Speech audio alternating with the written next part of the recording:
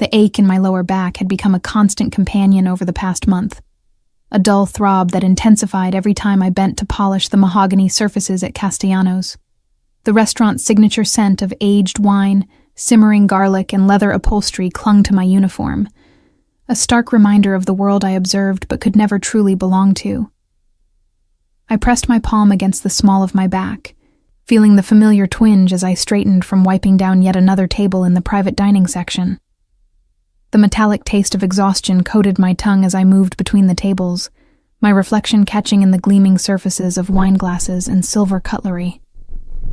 Each step sent a subtle wave of nausea through me, though I'd grown expert at hiding these moments behind professional smiles and efficient movements. The weight of my secret pressed against my ribs like a held breath, 3 months along, and still undetected by my supervisors. "Harper, Table 12 needs attention," called James, the floor manager, his voice carrying that familiar edge of impatience that had grown sharper since the restaurant's recent acquisition by new ownership. His dark eyes followed my movements with the scrutiny of someone always looking for reasons to cut costs. The Vitelli party specifically requested our most experienced sommelier service. My hands stilled on the tablecloth I'd been adjusting. The name Vitelli carried weight in Chicago, whispered in the same reverent tones reserved for old money and older secrets. I'd heard fragments of conversations between the senior staff about the family's influence, their connections threading through the city's most exclusive establishments, like golden wire through expensive fabric. "I'm just wait staff," I reminded James, though my pulse quickened involuntarily.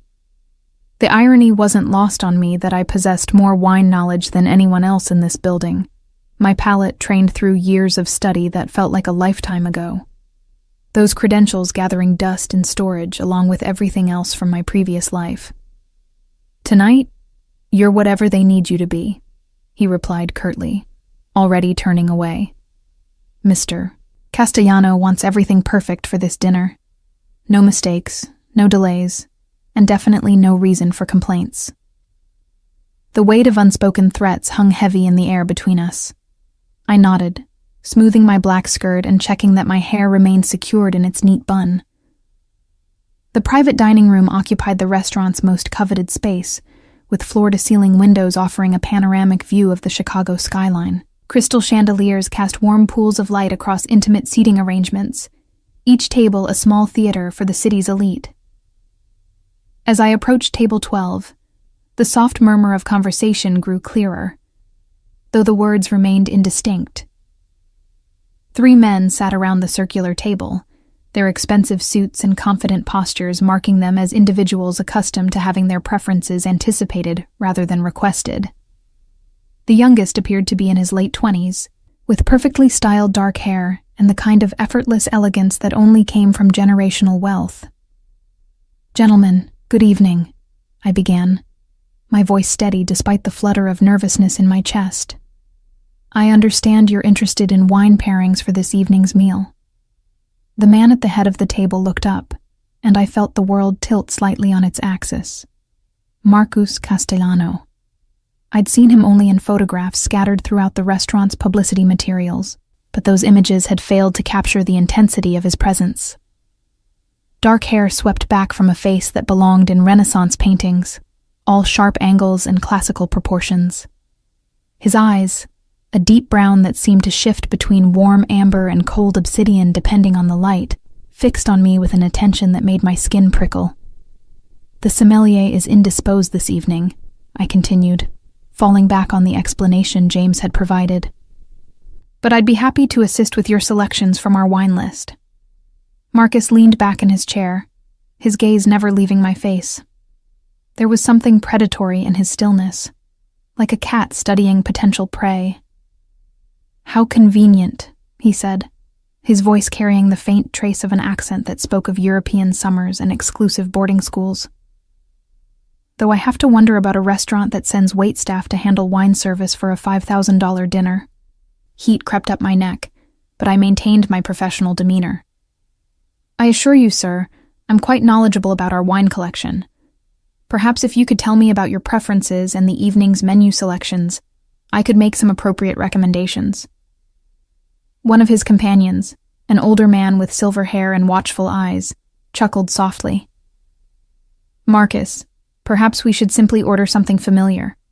A good Chianti, maybe something from Tuscany.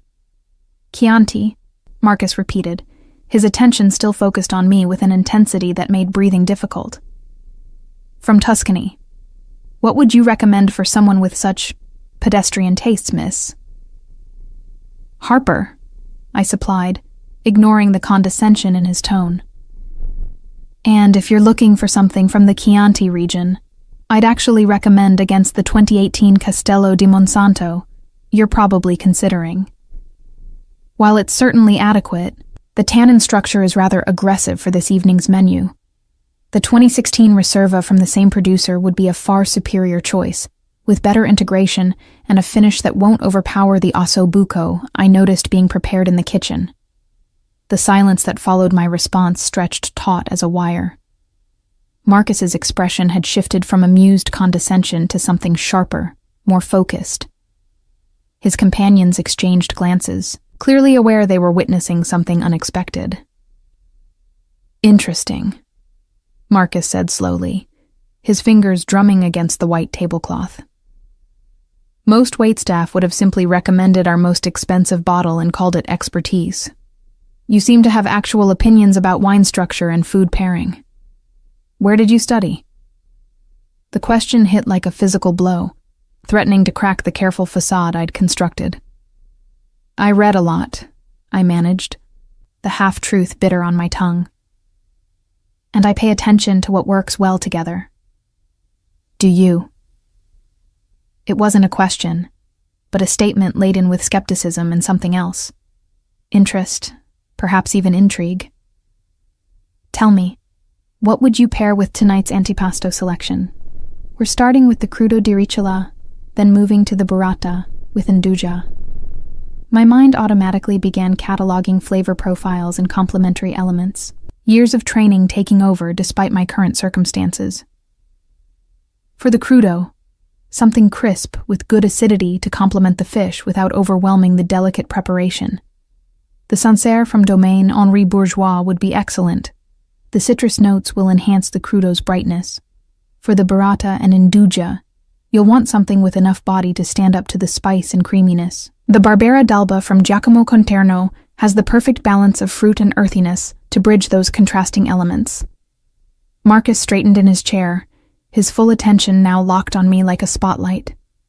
Those are both excellent choices, he said, and I caught the note of surprise in his voice. Specific producers, vintage considerations, flavor mapping. Either you're remarkably well-read for someone polishing tables, or you're significantly overqualified for your current position. The observation hung between us like a challenge, and I felt the first stirrings of genuine alarm. This was exactly the kind of attention I'd been working so hard to avoid.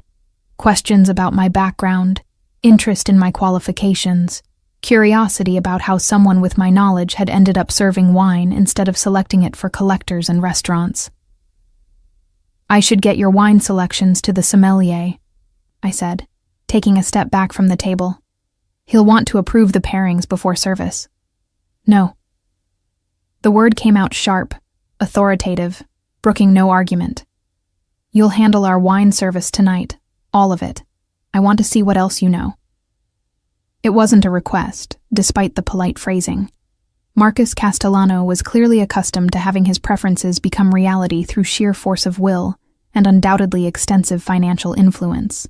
The two men with him nodded their agreement, though I noticed they seemed more interested in observing the interaction than participating in the wine selection process. Sir, I'm not sure management would... Management will approve whatever I request, he interrupted smoothly. Given that I'm currently in the process of acquiring this establishment, I think I can determine how my money is best spent tonight. So, Harper, shall we continue our discussion about wine? Or would you prefer to explain to your supervisor why you turned down a direct request from the new owner? The revelation hit me like cold water. Marcus Castellano wasn't just a wealthy customer, he was my new boss, the man whose decisions would determine not only my employment, but the livelihoods of everyone working in this building. The careful distance I'd maintained between my knowledge and my position suddenly felt as fragile as spun glass. "Of course, Mr. Castellano," I said, my voice steady despite the racing of my pulse. "I'll be honored to handle your wine service this evening." His smile in response was sharp-edged and knowing, as if he'd sensed the exact moment my defenses had shifted. "Excellent. And Harper? I have a feeling this is going to be a very interesting evening indeed." The next 3 weeks passed in a carefully orchestrated dance of proximity and observation. Marcus Castellano had made his presence a fixture at the restaurant, arriving for dinner precisely at 8:30 each evening, and requesting the same table, the same section, and most significantly, the same wine service. What had begun as an evening's curiosity had evolved into something far more deliberate and unsettling. I found myself anticipating his arrival each night, my body responding to the knowledge of his impending presence with a mixture of dread and something I refused to acknowledge as anticipation. The other staff had begun to notice the pattern, their glances carrying questions I couldn't answer, and speculation I preferred not to hear. James had stopped questioning the arrangement after receiving what he described as very clear instructions from ownership, leaving me to navigate these encounters without the buffer of management oversight. Tonight felt different from the moment I walked through the employee entrance. The usual dinner crowd seemed thinner, conversations more subdued, and several tables in the main dining room remained conspicuously empty despite our typically packed reservation book. I tied my apron with hands that had developed a slight tremor over the past few days, a side effect of both my condition and the stress of maintaining my careful facade under Marcus's increasingly penetrating attention. "Harper," called Sophia, one of the senior waitresses, her voice carrying an odd note of sympathy. "Table 12 is asking for you specifically. Again." She paused, studying my face with the expression of someone trying to solve a puzzle. "You know, I've been working here for 6 years, and I've never seen anyone pay this much attention to wine pairings.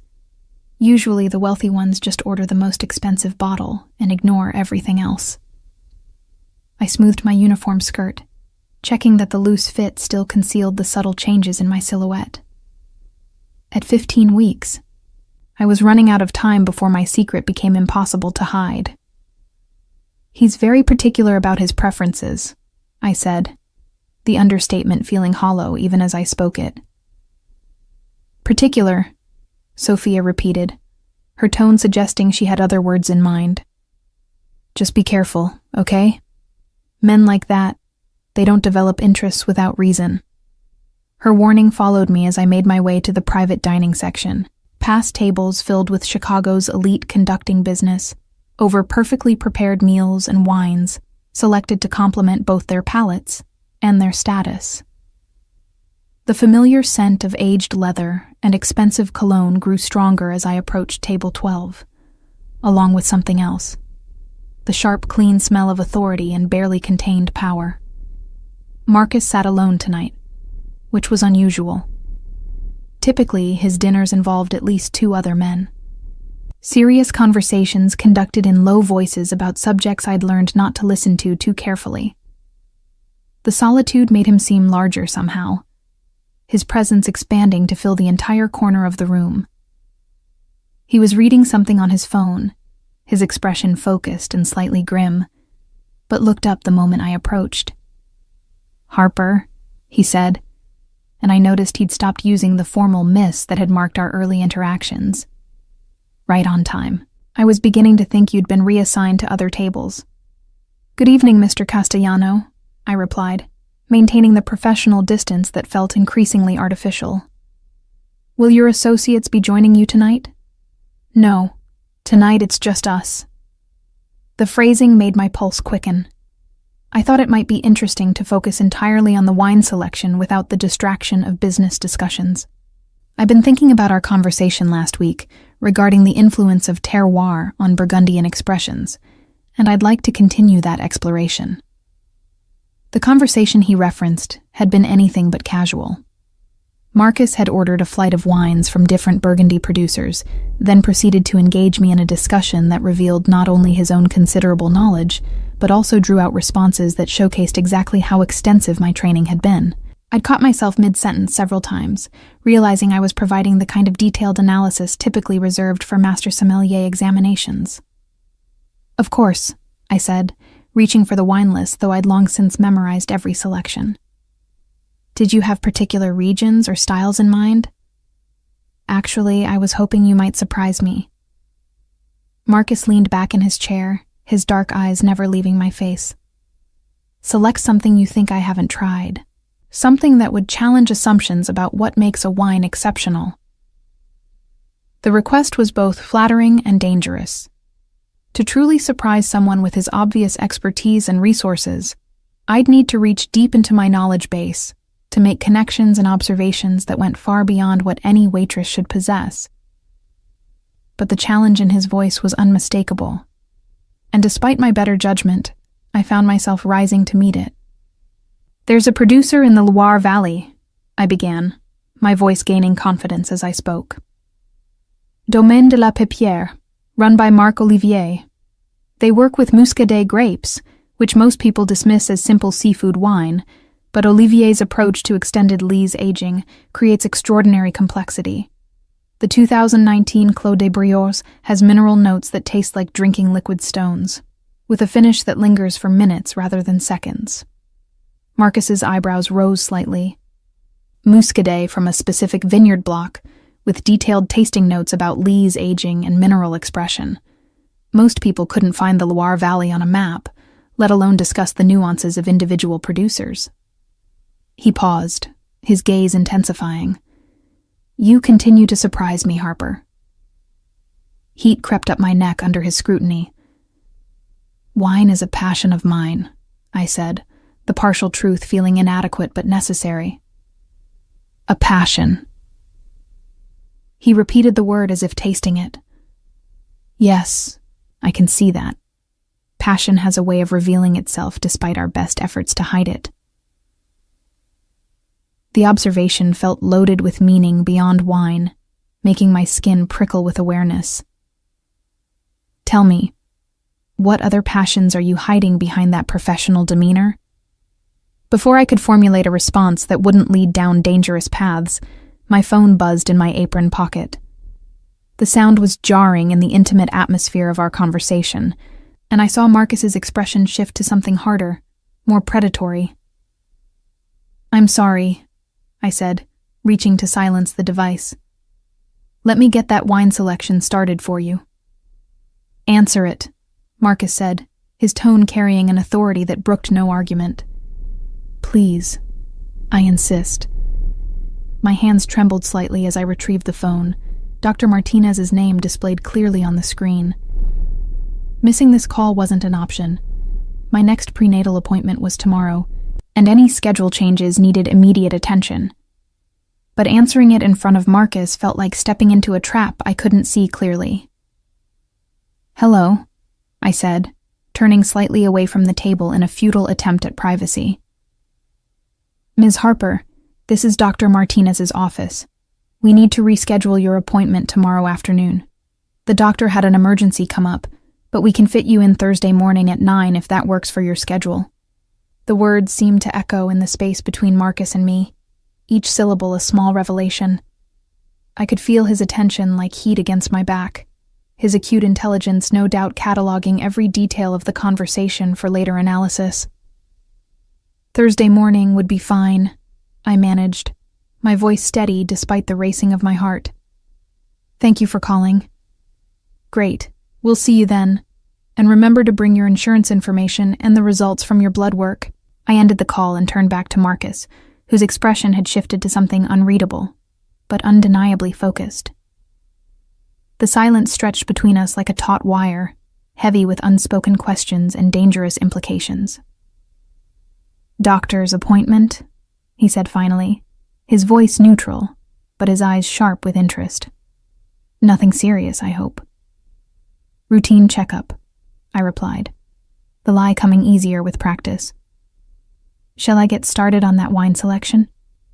But Marcus was no longer interested in wine. He leaned forward in his chair, his gaze traveling over my face with the intensity of someone solving a complex equation. "You know, Harper, I've been watching you for weeks now. The way you move, the way you think, the way you handle pressure. You're remarkably composed for someone working a service job, remarkably knowledgeable for someone without formal training, and remarkably careful for someone with nothing to hide."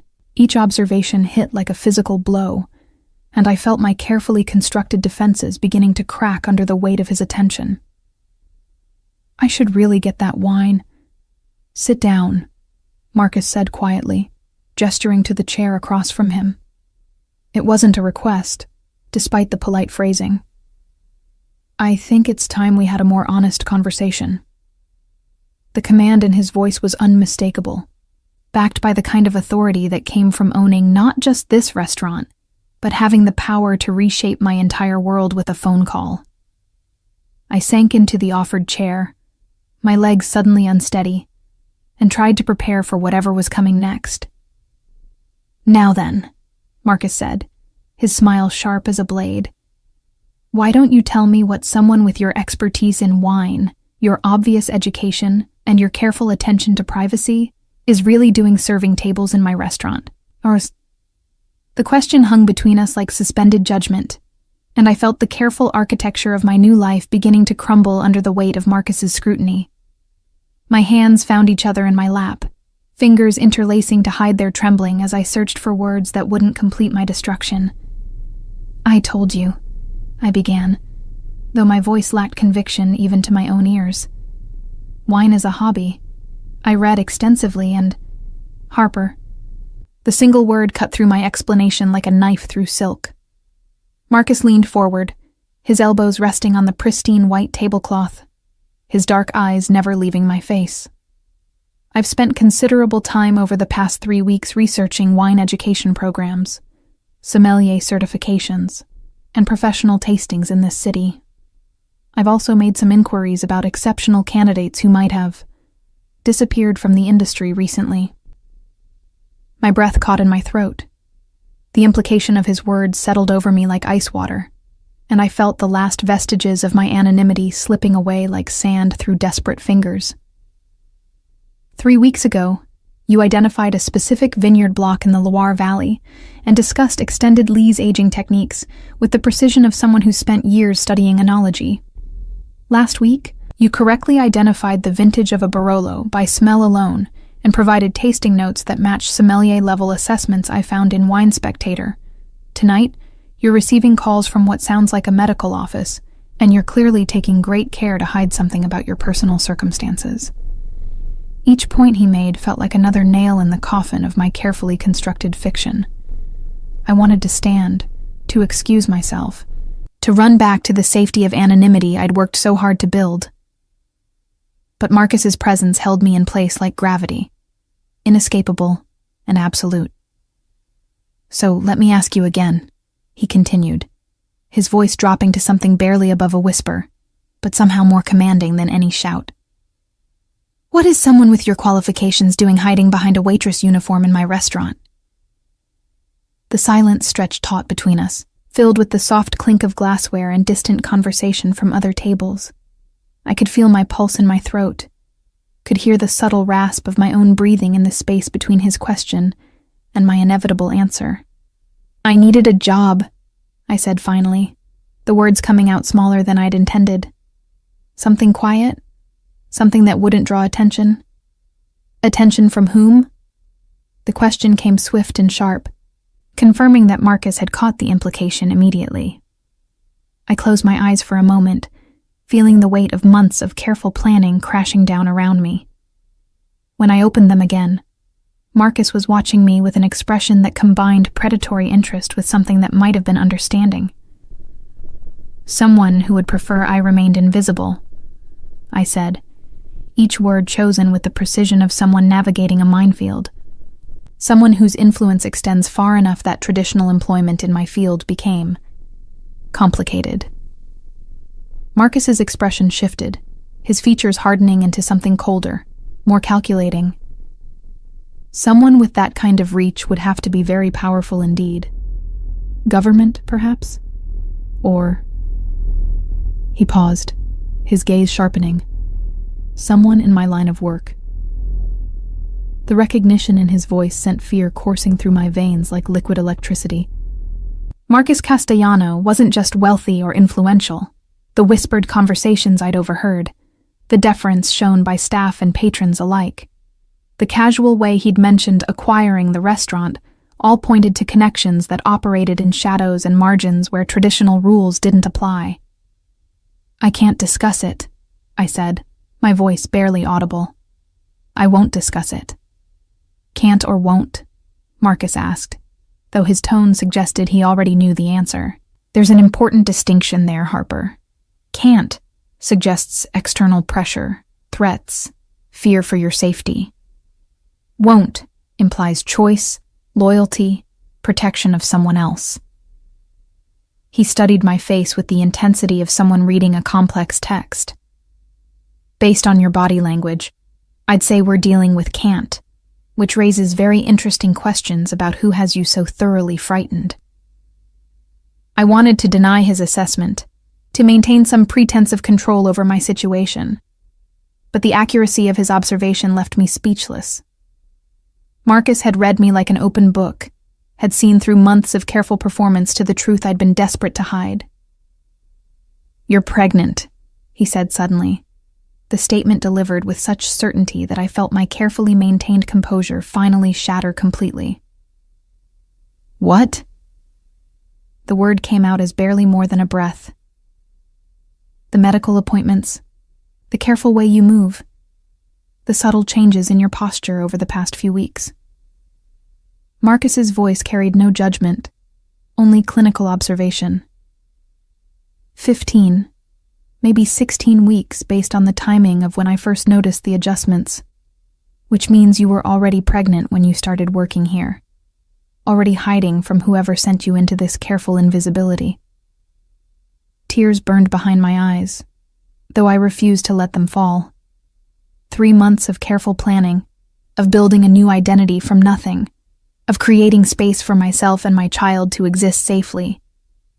And Marcus Castellano had unraveled it all in a matter of weeks simply by paying attention. "Please," I whispered, the word carrying all my desperation and fear. "I just need this job.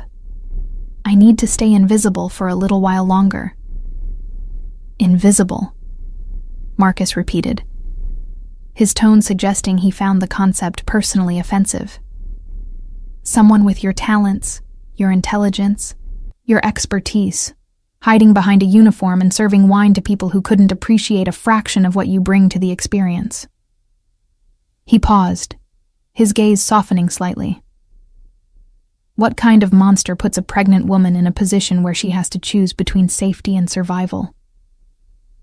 The question hit too close to home, threatening to crack open wounds I'd been careful to keep sealed.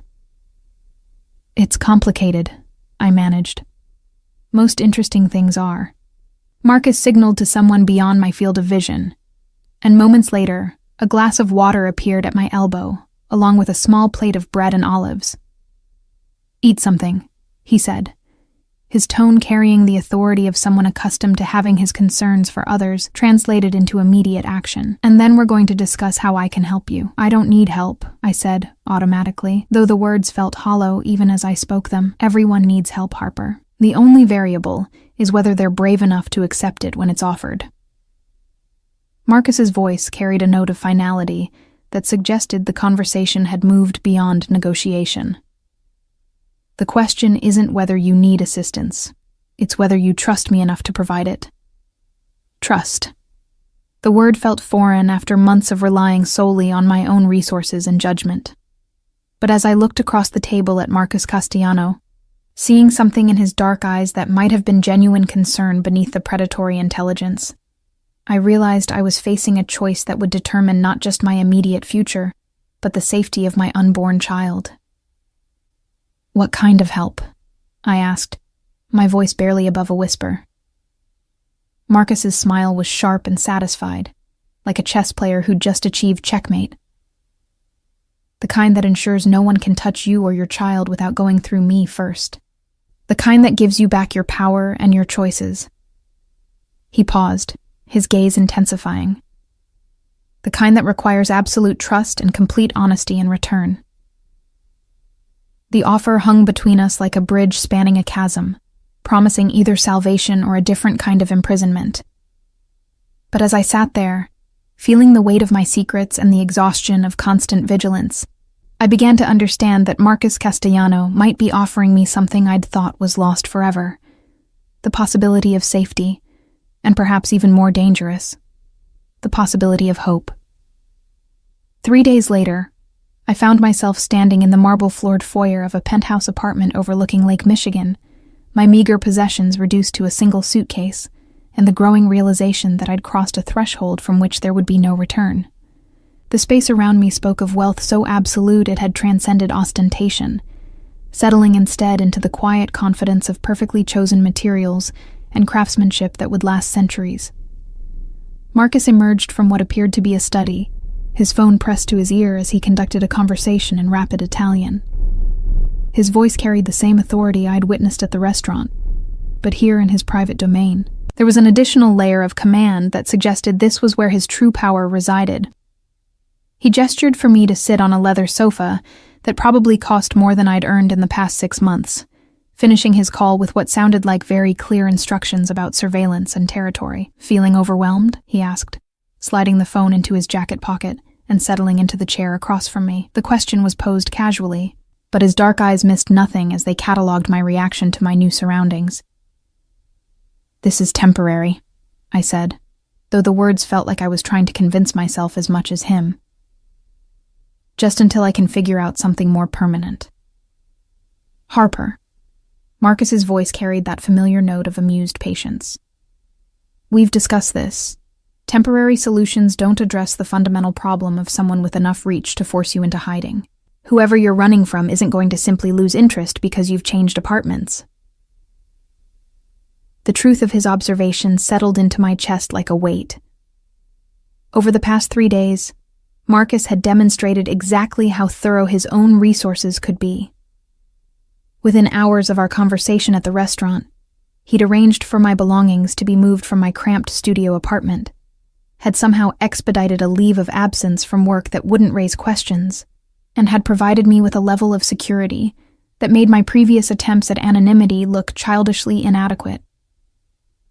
"You still haven't told me exactly what this arrangement entails," I said, my hands unconsciously moving to rest on my abdomen, where the subtle curve of pregnancy was becoming impossible to ignore. "What you expect in return for all this. Generosity." Marcus followed the gesture, his expression softening in a way that seemed genuine rather than calculated. "What I expect," he said slowly, "is honesty. Complete transparency about who you're hiding from and why. Full disclosure about any threats or complications that might affect your safety or that of your child." He paused, his gaze sharpening. "And trust that I'm capable of handling whatever situation drove you to take a waitressing job under an assumed name." The last point hit like a physical blow. "How did you—" Olivia Harper is a very talented sommelier who graduated from the Culinary Institute of America 3 years ago with exceptional credentials. Marcus's voice carried no accusation, only statement of fact. She completed advanced certifications in French and Italian wine regions, worked briefly at several prestigious establishments in New York, and then disappeared from the industry entirely about 8 months ago. He leaned forward, his elbows resting on his knees. "What I can't find is any record of what happened to make someone with those qualifications vanish so completely that she felt the need to serve wine under a false identity." My carefully maintained composure finally cracked completely. Hearing my real name spoken aloud after months of careful anonymity felt like being suddenly exposed under harsh light. "You hired investigators." "I hired protection," Marcus corrected, his tone suggesting the distinction was important to him. Professional investigation was simply part of assessing the scope of potential threats. I needed to know what I was dealing with before I could effectively ensure your safety. "And what did you find?" The question came out smaller than I'd intended, fear and resignation warring in my chest. Marcus's expression grew darker, more predatory. I found evidence of someone with considerable resources systematically destroying your professional reputation, threatening your former employers, and creating an environment where traditional employment became impossible. His voice dropped to something barely above a whisper, but somehow more menacing than any shout. I found traces of a very sophisticated campaign designed to isolate you completely.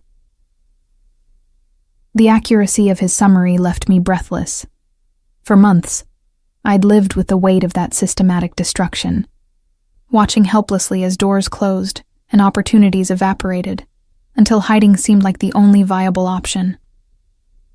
Vincent Torino, I said, the name feeling like broken glass in my mouth. My former mentor, my former. I trailed off, unable to complete the sentence. The father of your child, Marcus finished, his voice carrying no judgment but considerable interest. Vincent Torino, who owns restaurants in New York, Chicago, and Los Angeles. Vincent Torino, whose reputation for discovering and developing young talent is matched only by his reputation for destroying those who displease him. Marcus paused, studying my face with clinical precision. Vincent Torino, who has connections to several families that operate in the same, specialized business sectors that I do. The last observation sent fear coursing through my veins like ice water. If Marcus understood the full scope of Vincent's connections, then he also understood exactly how dangerous my situation had become. He offered me everything, I said, the words coming out in a rush now that the dam had finally broken. Mentorship, opportunity, a partnership in his new restaurant. He said I had exceptional potential, that he could make me one of the most recognized sommeliers in the country. I swallowed hard, the memory of my own naivety burning like acid. What he didn't mention was that his offer came with expectations that extended far beyond professional development. Marcus's expression had grown progressively colder as I spoke, his features settling into something that reminded me of Arctic ice. Beautiful, but absolutely lethal. He forced himself on you. He said it was part of the mentorship, I whispered, the shame of my own compliance still fresh despite months of trying to process what had happened. That successful women in the industry understood how business really worked, that I needed to prove my commitment to the partnership. I pressed my hands against my eyes, trying to block out the memory of my own desperate justifications. By the time I realized what was really happening, I was already pregnant and completely dependent on his support. And when you tried to leave, he made it impossible. The words came out flat, emotionless, drained of the anger that had sustained me through the worst of it. Suddenly, no one would return my calls. Job interviews were canceled without explanation. References I'd counted on claimed they'd never heard of me. Within weeks, I went from having multiple offers to being completely unemployable in my field. Marcus stood abruptly, moving to the window that offered a panoramic view of Chicago's skyline. His posture radiated controlled fury, the kind of barely contained violence that suggested Vincent Torino had made a very serious mistake in targeting someone who would eventually come to Marcus's attention. Vincent Torino made a critical error in judgment, Marcus said finally, his voice carrying the weight of absolute certainty. He assumed that his reach was longer than mine, that his influence was more comprehensive than my own. He turned back to face me, and I saw something in his dark eyes that might have been the most dangerous thing I'd ever witnessed. He was catastrophically wrong. "What are you going to do?" I asked, though part of me was afraid to hear the answer. Marcus's smile was sharp as a blade and twice as lethal. "I'm going to make it very clear to Vincent Torino that you and your child are under my protection now. I'm going to ensure that his campaign of harassment ends immediately and permanently." He paused, his gaze softening slightly as it moved to my abdomen. "And I'm going to give you back the choices he stole from you." The promise felt too large to believe, too comprehensive to trust. But as I sat there in Marcus Castellano's penthouse, surrounded by the quiet evidence of his power and protection, I began to understand that I'd found something I'd thought was lost forever. Someone with the resources and will to stand against Vincent Torino's influence. "What does that mean for me?" I asked, my voice barely above a whisper. "What does this protection actually look like?" Marcus returned to his chair, his expression serious but not unkind. "It means you have choices again, Olivia. You can return to your career with the guarantee that no one will interfere with your professional development. You can raise your child with the security of knowing that threats and harassment are things of the past." He paused, his dark eyes searching my face. "Or you can stay here, with me, and discover what it means to be truly protected by someone who values what you bring to the world." The offer hung between us like a bridge to an entirely new life, promising safety, but also a different kind of dependency. As I looked at Marcus Castellano, seeing the genuine care beneath his predatory intelligence, I realized I was facing the most important choice of my life. The choice between independence and protection, between solitude and a connection that might be more dangerous than anything I was running from. 6 weeks had passed since I'd moved into Marcus's penthouse, and I was beginning to understand that protection came with its own form of captivity. The apartment had become a gilded cage, beautiful and secure, but increasingly suffocating as my pregnancy progressed, and my world shrank to the boundaries Marcus deemed safe. I'd gained 20 pounds, and lost most of my illusions about the simplicity of accepting help from a man whose business operated in shadows and moral ambiguity. The morning sun streamed through the floor-to-ceiling windows as I sat at the marble kitchen island, picking at a breakfast I had no appetite for while scrolling through job listings on my laptop. Marcus had been true to his word about neutralizing Vincent's influence. My former mentor had apparently received a very convincing conversation about the consequences of continued harassment. But the return of my professional options felt hollow when I was essentially confined to a luxury prison. "You're not eating enough," Marcus observed, emerging from his study with a cup of coffee and the morning's newspapers. His daily routine included scanning both local and international publications, though I'd learned not to ask too many questions about what information he was seeking, or how it might affect his business decisions. "I'm eating plenty," I replied, though we both knew it was a lie. The stress of my situation had affected my appetite more than the pregnancy itself, leaving me struggling to maintain the nutritional requirements my doctor insisted were crucial for healthy development. Marcus set his coffee on the counter and moved behind my chair, his hands settling on my shoulders with a familiarity that had developed over weeks of careful attention to my comfort and well-being. His touch was warm through the soft cotton of my shirt, his fingers finding the knots of tension that had become permanent residents along my neck and upper back. "Dr. Patterson called yesterday," he said, his hands working with surprising gentleness to ease the tightness in my muscles. "She's concerned about your stress levels and wants to discuss some options for ensuring better prenatal care." The mention of my new doctor, hand-selected by Marcus from Chicago's most exclusive medical practices, reminded me of how thoroughly my life had been reorganized according to his standards of acceptable care. Dr. Patterson's office occupied an entire floor of a medical building that catered exclusively to patients whose privacy and comfort were worth paying premium rates to ensure. "I don't need better prenatal care," I said, closing the laptop with more force than necessary. "I need to feel like I have some control over my own life again."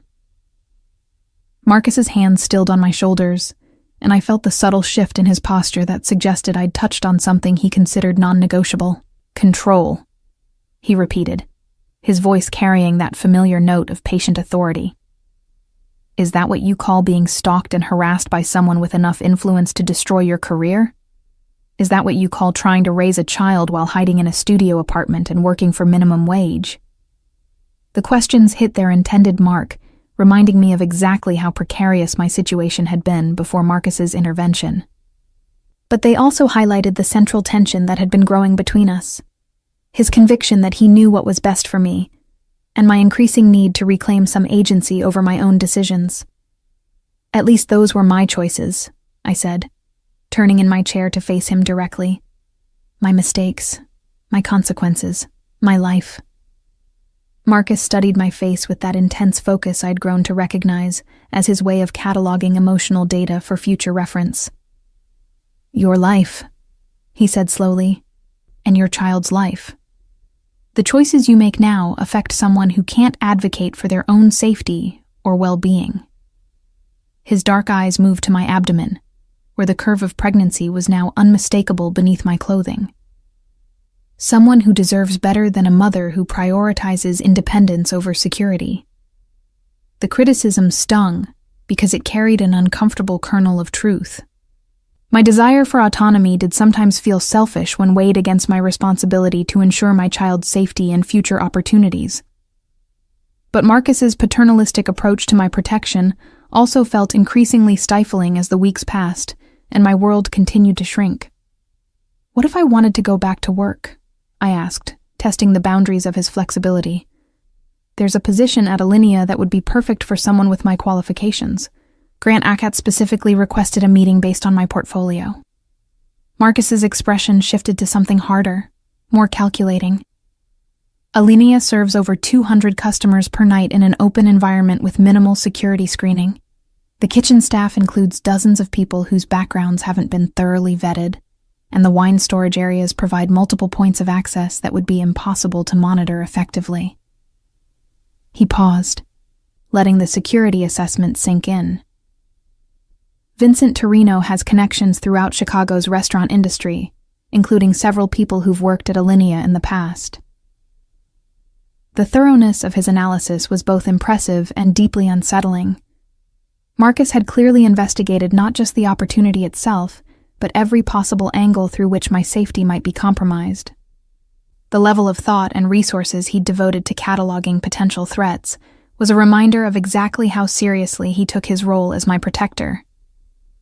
So the answer is no, I said, though it wasn't really a question. The answer is that I won't allow you to place yourself or our child in unnecessary danger for the sake of professional satisfaction, Marcus replied, his tone carrying the finality of someone accustomed to having his decisions accepted without further argument. Our child? The phrase stopped me cold. Since when is this your child? Marcus's expression softened, but his voice remained steady. Since I became responsible for ensuring their safety and well-being. Since I started planning for their future and making decisions that will affect their opportunities and development. He moved closer, his presence filling my personal space in a way that was both comforting and overwhelming.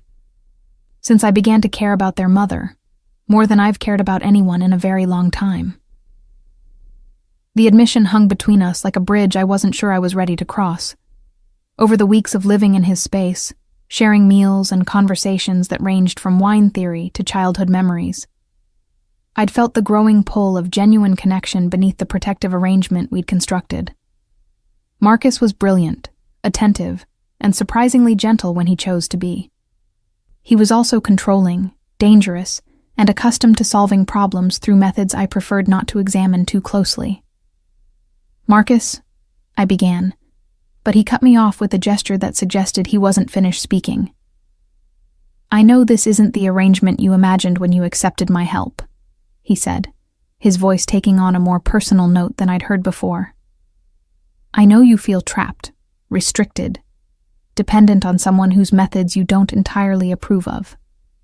He paused, studying my face with that penetrating intensity. But I need you to understand that everything I've done, every limitation I've placed on your freedom, has been motivated by genuine care for your safety and that of your child. Care, I repeated, testing the word. Is that what this is?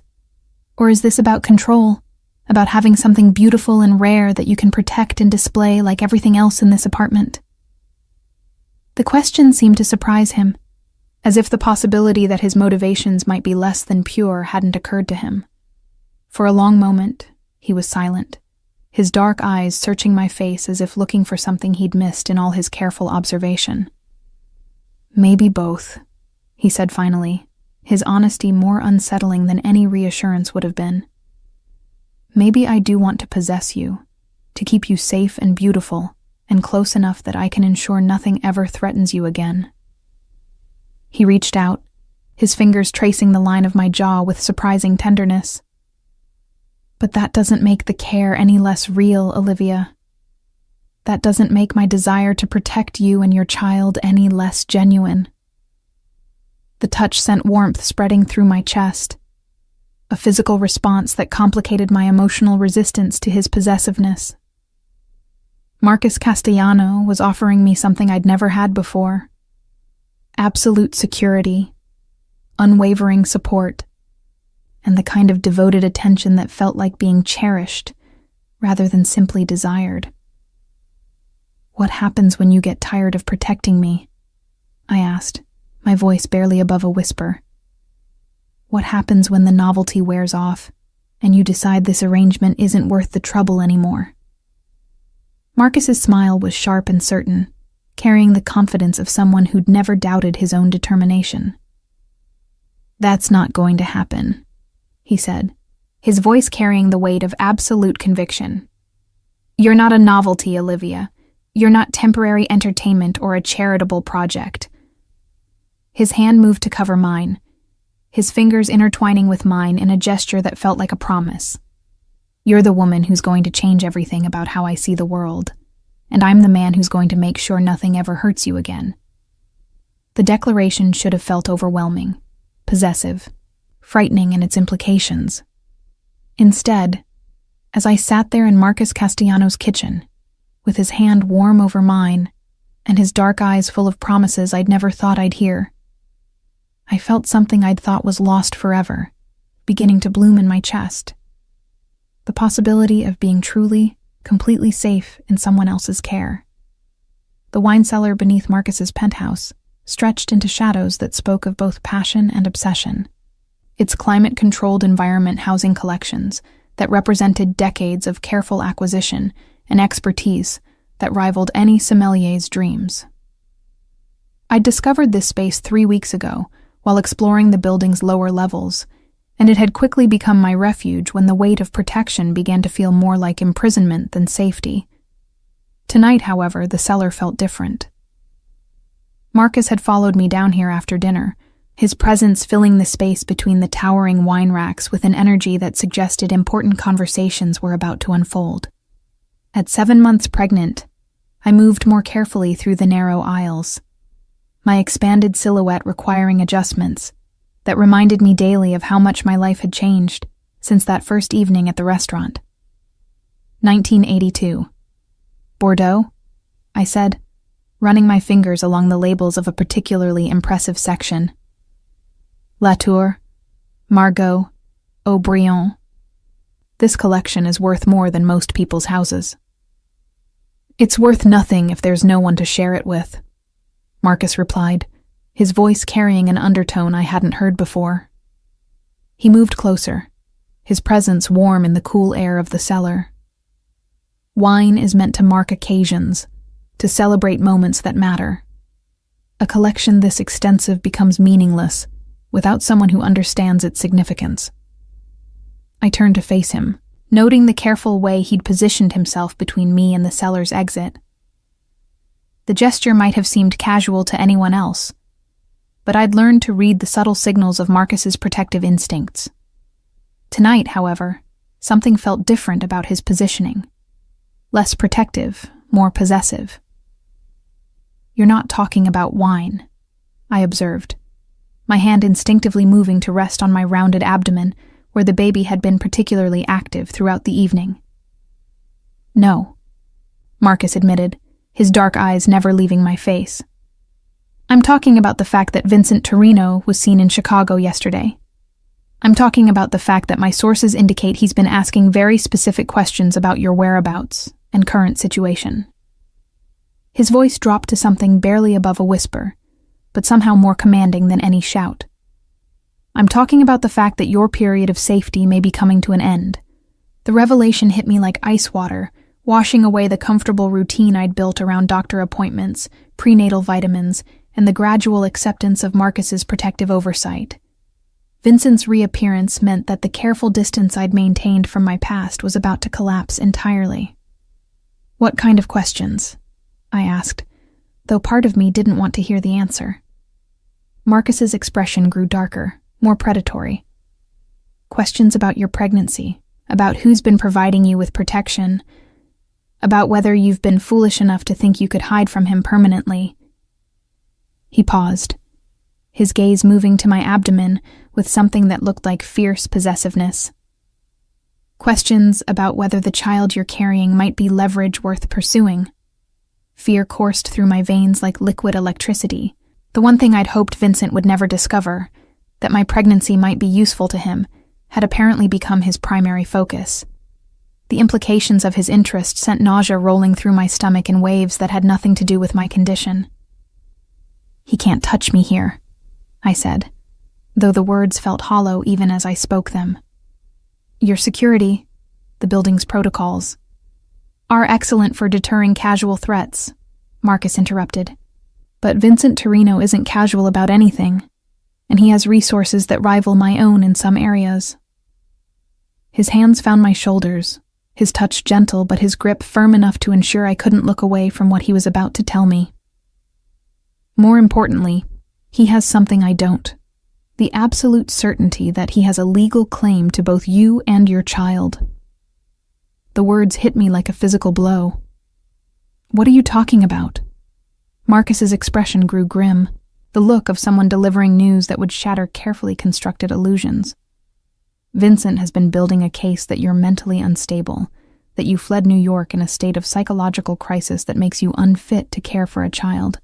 He's prepared to petition for custody based on your abandonment of your career, your inability to maintain stable employment, and your current dependence on a man he'll characterize as dangerous and unstable." Each point of Vincent's strategy felt like another nail in the coffin of my autonomy.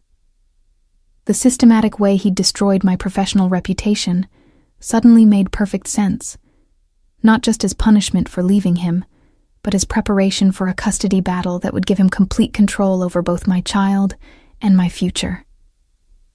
"He can't do that," I whispered, though my voice lacked conviction.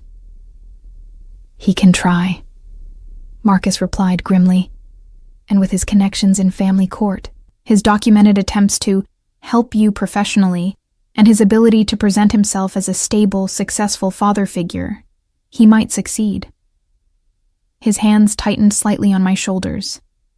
"Unless you have someone equally powerful willing to stand with you, someone whose resources and influence can match his own." The implication hung between us like a bridge to a future I wasn't sure I was prepared to cross. Marcus was offering me more than protection now. He was offering partnership in a battle that would determine not just my freedom, but my child's entire future. "What exactly are you proposing?" I asked, though I suspected I already knew the answer. Marcus stepped closer, his presence filling my personal space with warmth and the subtle scent of expensive cologne and underlying danger. "Marriage," he said simply. "Legal partnership that gives me standing to protect both you and your child, that provides the kind of stability and legitimacy that courts respect." His dark eyes searched my face for any sign of my reaction. "A union that makes it very clear to Vincent Torino that pursuing you means going through me." The proposal should have felt overwhelming, rushed, like a solution that created more problems than it solved. Instead, as I stood there in Marcus's wine cellar, surrounded by treasures accumulated over years of patient dedication, I found myself considering the offer with something approaching relief.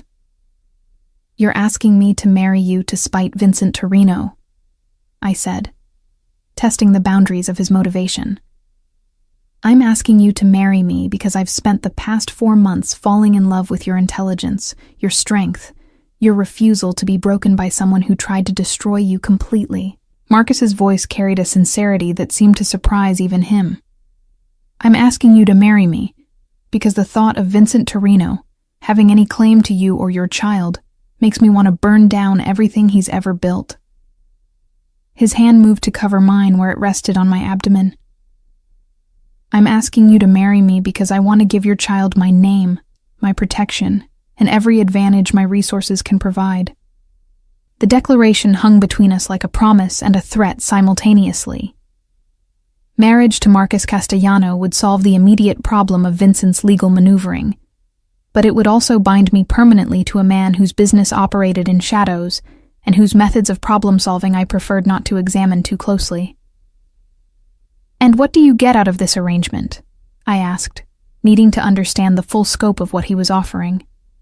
Marcus's smile was sharp and possessive, carrying the satisfaction of someone who'd finally identified what he wanted most in the world. "I get you," he said simply.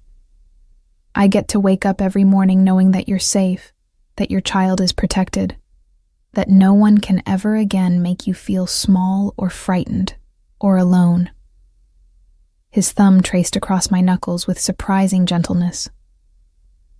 "I get to spend the rest of my life proving that some kinds of protection are worth accepting." The offer represented everything I'd thought I'd lost when Vincent destroyed my career. Security, partnership, the possibility of building something meaningful with someone who valued what I brought to the relationship. But it also represented a different kind of surrender. Not to fear and intimidation, but to care and devotion that might be equally consuming. As I stood there in Marcus's wine cellar, surrounded by treasures that spoke of patience and long-term planning, I realized I was facing the most important choice of my life. I could continue fighting for an independence that Vincent would never allow me to keep, or I could accept the protection of a man whose love felt as dangerous and intoxicating as the rarest vintage in his collection. "Yes," I said finally, the word feeling like both an ending and a beginning. "Yes, I'll marry you." Marcus's smile was triumphant and tender simultaneously, and as he pulled me into his arms with careful attention to my pregnant form, I felt something I'd thought was lost forever settling into my chest. The absolute certainty that I would never have to face my fears alone again. 3 months later, I stood in the kitchen of our penthouse, our home now, legally and emotionally, watching Marcus prepare breakfast while our daughter slept peacefully in her bassinet nearby. Lucia had arrived 2 weeks early, as if eager to enter a world where she was already completely cherished and protected. The morning sun streamed through windows that no longer felt like barriers, but like frames for a life I'd never imagined possible. Vincent Torino had withdrawn his custody petition the day after our wedding announcement appeared in the Chicago Tribune, apparently deciding that challenging Marcus Castellano's legal claim to his family wasn't worth the inevitable consequences. "She's going to wake up hungry soon," Marcus observed, glancing at our daughter with the expression of wonder that had become his default whenever he looked at her. "She's going to wake up safe," I replied, the words carrying weight that only someone who'd feared for their child's future could fully appreciate. Marcus moved behind my chair, his hands settling on my shoulders in the gesture that had become our morning ritual. "Safe," he agreed, his voice carrying the satisfaction of promises kept. "Loved, protected, and surrounded by people who will move mountains to ensure she has every opportunity to become exactly who she's meant to be." As Lucia stirred in her sleep, making the small sounds that preceded her demands for attention, I reflected on the choice that had brought us to this moment. I'd traded my independence for protection, my solitude for partnership, my uncertainty for a love that felt as vast and complex as Marcus's wine collection. It hadn't been the future I'd planned, but it was the future I'd chosen. And as Marcus lifted our daughter from her bassinet with the gentle confidence that had become second nature to him, I knew it was exactly the future we all deserved. 5 years had passed since that first evening when Marcus Castellano had challenged my knowledge of wine and inadvertently unraveled the careful anonymity I'd constructed around my shattered life. Now, as I stood in the tasting room of Harper Castellano Vineyards, watching the morning sun paint golden streaks across rows of meticulously tended vines stretching toward the Napa Valley horizon, I marveled at how completely my world had transformed. The vineyard had been Marcus's wedding gift to me. Not just the property itself, but the opportunity to build something entirely our own, removed from the shadows of his Chicago operations and the wine counterfeiting network that had ultimately led to my mentor's downfall. What had begun as a gesture of love had evolved into something far more significant, a legitimate empire that showcased everything I'd learned about wine, while providing Marcus with the kind of clean, respectable business he'd never imagined wanting. "Mama, the grapes are turning purple."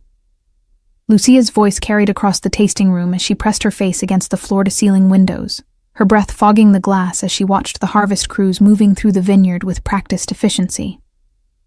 At 4 years old, she possessed an uncanny ability to identify the subtle changes that marked each stage of the growing season, as if her palate had inherited my sensitivity to the nuances that made great wine possible. "That means they're almost ready," I replied, moving to stand beside her and placing my hand on her dark hair, so like her father's in color and texture, but with my stubborn cowlick that refused to be tamed.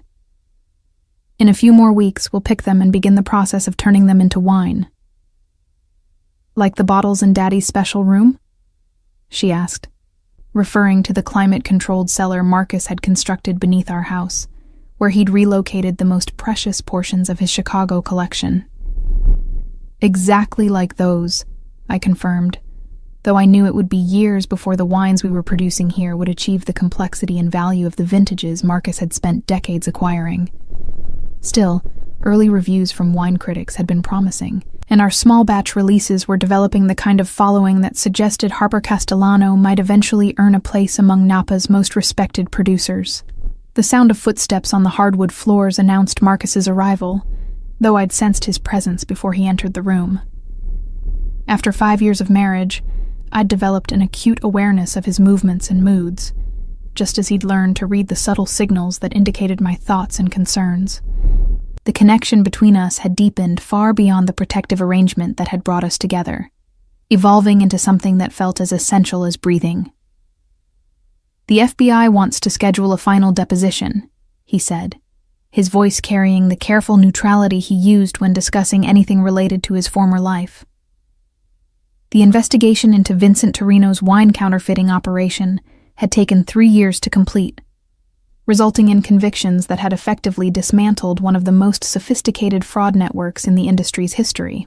Marcus's cooperation with federal prosecutors had been comprehensive and devastating, providing evidence that had led to prison sentences for dozens of people involved in the scheme. "When?" I asked, though I'd been expecting this moment for months.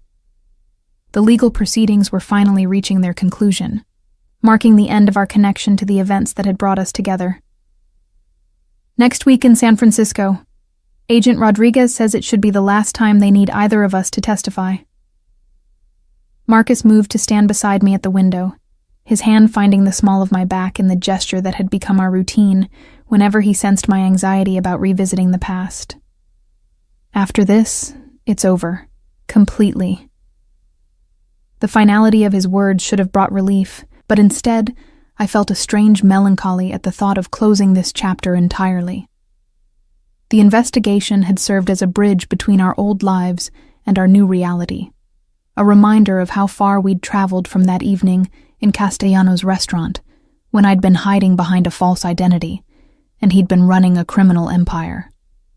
Vincent's appeal was denied, Marcus continued, his voice taking on the harder edge that appeared whenever he discussed my former mentor. "He'll serve the full 25 years, without possibility of parole. Vincent Torino's conviction for racketeering, fraud, and conspiracy had been the crown jewel of the federal case. The evidence Marcus had provided, financial records, shipping documents, recordings of conversations, had painted a picture of systematic criminality that went far beyond wine counterfeiting. Vincent's attempts to destroy my career had been revealed as part of a broader pattern of intimidation and control that had affected dozens of people over the years. "Good," I said, and meant it. The fear that had driven me into hiding had long since transformed into something approaching pity for a man whose need for control had ultimately destroyed everything he'd built. Maybe now some of his other victims can finally feel safe. Lucia had grown bored with grape observation, and was now arranging wine glasses on one of the tasting tables, with the meticulous care of someone who'd spent her entire life around fragile, valuable objects. Her comfort in this environment still amazed me. She moved through the vineyard and winery with the confidence of someone who belonged here completely, unaware that her parents had once inhabited a much darker world.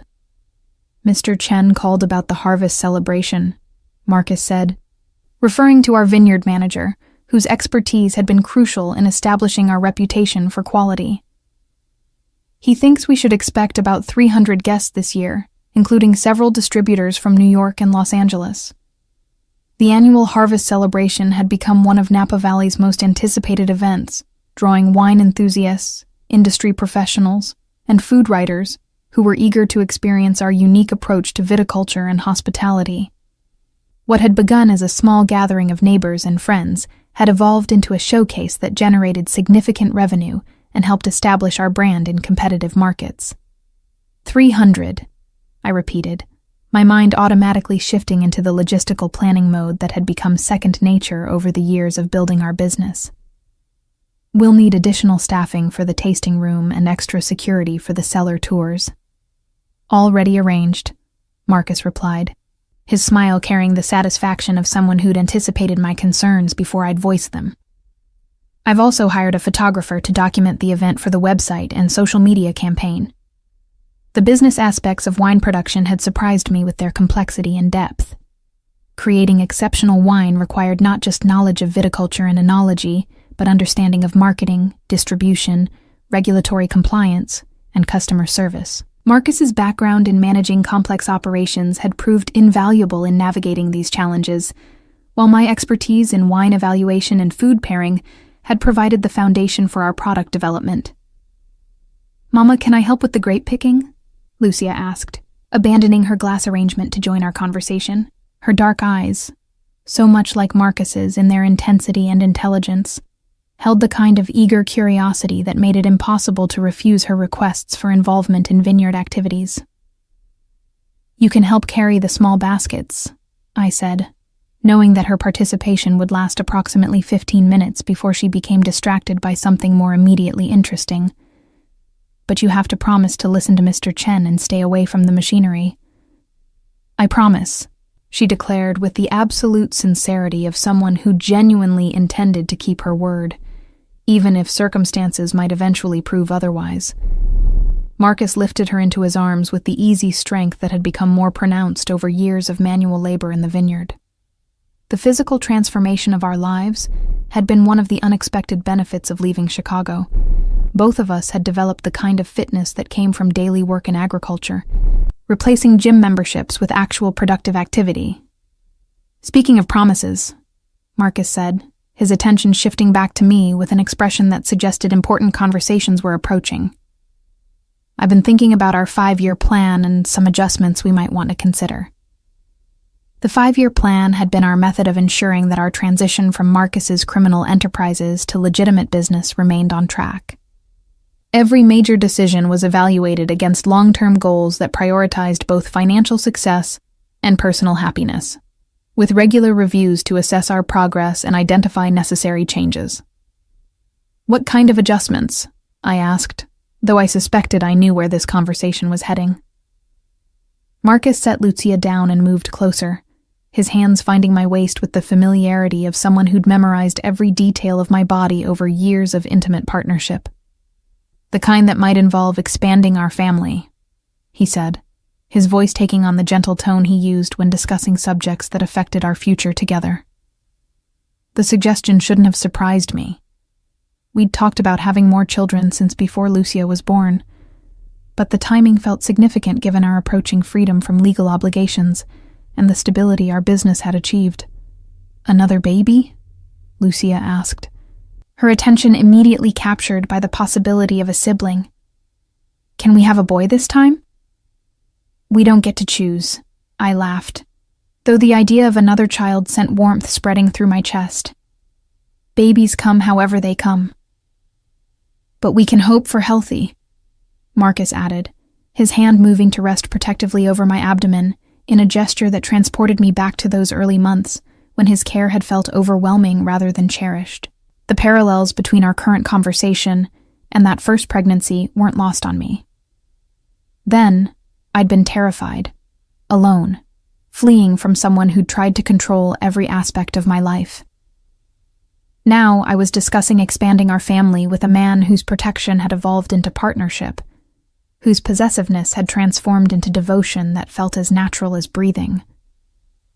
"I think," I said slowly, considering not just the practicalities, but the emotional readiness that would be required for another child, that our family could use another member. Marcus's smile was brilliant and victorious, carrying the same satisfaction I'd seen that night in his wine cellar when I'd agreed to marry him. But this time, there was no desperation driving the decision, no external threats forcing choices we weren't ready to make. This was simply two people who'd built something beautiful together deciding to expand what they'd created. "Really?" Lucia asked, her excitement building as she processed the implications. "When? Can I help name the baby? Can I teach them about grapes?" "Slow down," I laughed, catching her hands as she began bouncing with anticipation. "First we have to make a baby, then we have to wait 9 months for them to arrive, and then you can teach them everything you know about the vineyard." The afternoon sun was beginning to slant lower across the valley, painting the landscape in the golden tones that made this area famous among photographers and artists. The harvest crews had finished their work for the day, leaving the vineyard quiet, except for the distant sound of equipment being cleaned and stored for tomorrow's activities. "I need to check on the fermentation tanks," Marcus said, though his reluctance to leave our family conversation was evident in his tone. "The Cabernet from Block 7 has been developing some interesting characteristics that might require adjustment." "Go," I said, recognizing the note of professional concern that appeared whenever he suspected something in the winemaking process needed attention. "Lucia and I will work on dinner preparations." As Marcus headed toward the production facility, I watched him move across the courtyard with the confident stride of someone who'd found his place in the world.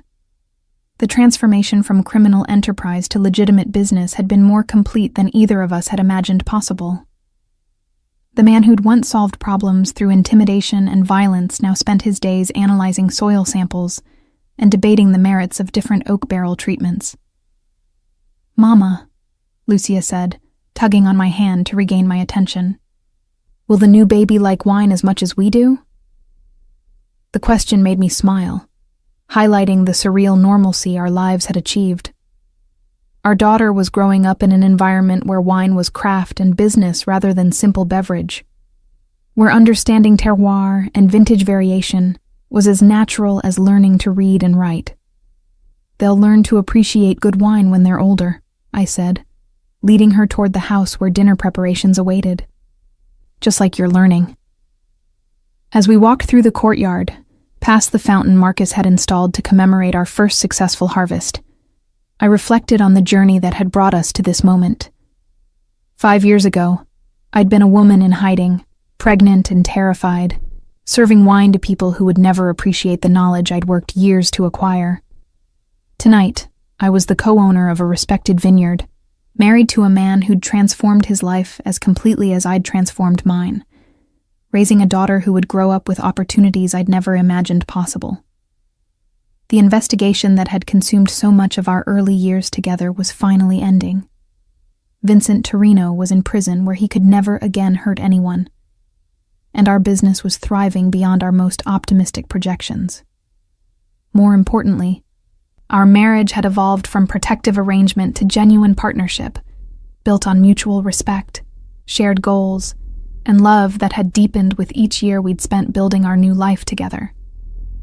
As I helped Lucia wash grapes for our evening snack, fruit from our own vines, grown in soil we'd cultivated and improved, I thought about the choices that had led us here. Every decision, from accepting Marcus's initial protection to agreeing to marry him to leaving Chicago for California, had required faith in possibilities I couldn't fully envision at the time. Now, as the sun set over Harper Castellano vineyards, and my husband returned from the production facility with dirt under his fingernails and satisfaction in his eyes, I understood that the best wines and the best lives required patience, attention, and willingness to trust in processes that couldn't be rushed or controlled. We'd taken the raw materials of our damaged past and transformed them into something rich, complex, and worth preserving. Like the vintages aging in our cellars, Our love had required time to develop its full potential, but the result was something that would only improve with age. "The Cabernet is going to be exceptional," Marcus announced as he joined us in the kitchen, his excitement about the winemaking process still fresh after years of learning and refinement. "Chen thinks it might be our best vintage yet." "High praise from someone who's worked with the best producers in the valley," I replied, feeling the pride that came from creating something genuinely excellent through dedication and expertise. As we prepared dinner together, Marcus handling the proteins while I selected wines to complement the meal, Lucia setting the table with the careful attention to detail that reflected her upbringing in an environment where presentation mattered. I realized this was exactly the life I'd dreamed of during those dark months when the future had seemed impossible to navigate. We were no longer running from the past or hiding from threats we couldn't control. We were building something lasting, creating legacy that would benefit not just our family, but the broader community of people who appreciated exceptional wine and genuine hospitality. The evening stretched ahead of us, filled with the simple pleasures of good food, great wine, and conversation that ranged from harvest projections to Lucia's progress in preschool to plans for our next family vacation. These were the moments that had replaced the adrenaline-fueled drama of our early relationship. Quieter, deeper, infinitely more satisfying. As I watched Marcus pour glasses of our 2019 Estate Pinot Noir, the wine that had earned our first major critical recognition, I thought about the complexity that great vintages required. The best wines were never simple or one-dimensional.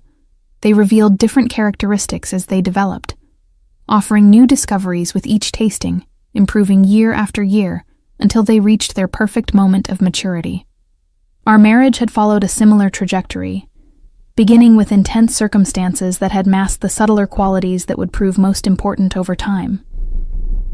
What had started as protective arrangement had revealed layers of compatibility, shared values, and genuine affection that continued to surprise us both.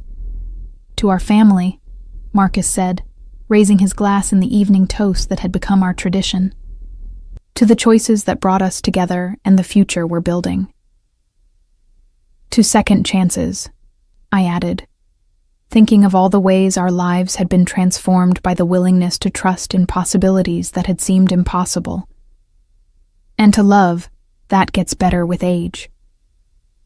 As we touched glasses and shared the wine we'd created together, I felt the profound satisfaction that came from knowing we'd taken the worst chapters of our individual stories and transformed them into the foundation for something beautiful. The investigation was ending. Our business was thriving. Our daughter was happy and healthy. And we were planning to expand our family from a position of strength rather than fear. This was our vintage year.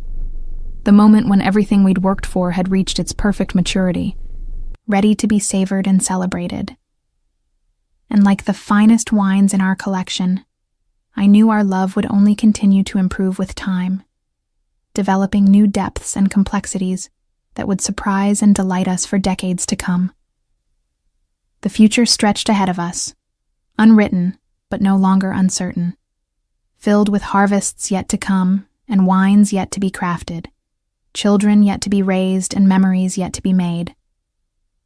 We'd learned that the best things in life, like the best wines, couldn't be rushed or forced. They required patience, attention, and faith in the gradual process of transformation that turned simple ingredients into something extraordinary.